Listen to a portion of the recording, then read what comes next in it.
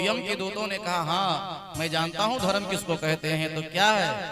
तो कहा वेद प्रणहितो धर्म हे धर्म तद विपर्ययः वेदो नारायणा साक्षात् स्वयंभूरिति सुश्रुमा। मैंने सुना है कि वेद शास्त्र के बताए ही मार्ग पर जो चलते हैं उसी का नाम धर्म है, और जो वेद शास्त्र की बात ना माने मनमानी आचरण करें यही अधर्म है। और वेद साक्षात भगवान की वाणी है, भगवान का ही स्वरूप है। वेद किसी व्यक्ति की रचना नहीं है, साक्षात परमात्मा की रचना है।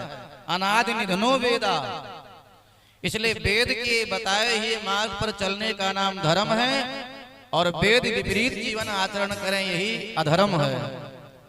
भाई शास्त्र माने क्या होता है? शासेत शास्त्रा, जो हमारे ऊपर शासन करे उसी को शास्त्र कहते हैं। और शास्त्र पुराण जो है वो भगवान का शाश्वत संविधान है, जैसे देश का संविधान है ऐसे शास्त्र पुराण भगवान का शाश्वत संविधान है। अब कोई कहे हम देश के संविधान को नहीं मानेंगे, तो भैया नहीं मानोगे तो जेल जाना पड़ेगा। कोई कहे हम संविधान नहीं मानते हैं, हम लाइसेंस नहीं बनवाएंगे, हेलमेट नहीं लगाएंगे, रोड पर गाड़ी चलाएंगे, तो जब तक पुलिस वाले नहीं मिल रहे हैं तब तक अकड़ करके गाड़ी चलाओ। और जिस दिन चौराहे पर पुलिस वाले मिल गए तो फिर चालान भी करेंगे, ज्यादा आंकड़ोगे तो लाठी भी पाओगे, और ज्यादा आंकड़ोगे तो जेल भी जाओगे। हाँ, फिर जमानत कराना पड़ेगा। कोई कहे मैं संविधान को नहीं मानता हूँ, फला व्यक्ति को मार करके जीवन संपन्न कर दूंगा, मार डालूंगा, तो क्रोध में आकर के आप मार तो किसी को सकते हैं, लेकिन परिणाम क्या होगा? पुलिस वाले आएंगे, पकड़ के ले जाएंगे जेल में, फिर सजा है, जेल जाना पड़ेगा, फिर भोगना पड़ेगा, कोर्ट कचहरी का चक्कर काटना पड़ेगा। तो जब हम देश का संविधान नहीं मानते हैं तो भोगना पड़ता है, यहाँ भोगना पड़ता है।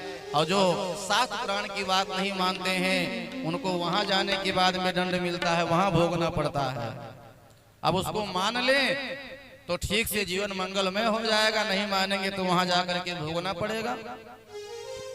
अब कई लोग तो यही भोग लेते हैं, नहीं मानते हैं, मनमानी काम करते हैं तो यही भोगना पड़ जाता है। यम के दूत खाली हाथ यमपुरी पहुंच गए।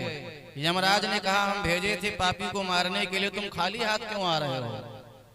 यम के दूतों ने कहा हम खुद ही बच करके आ गए, यही क्या कम है? तो बात क्या है?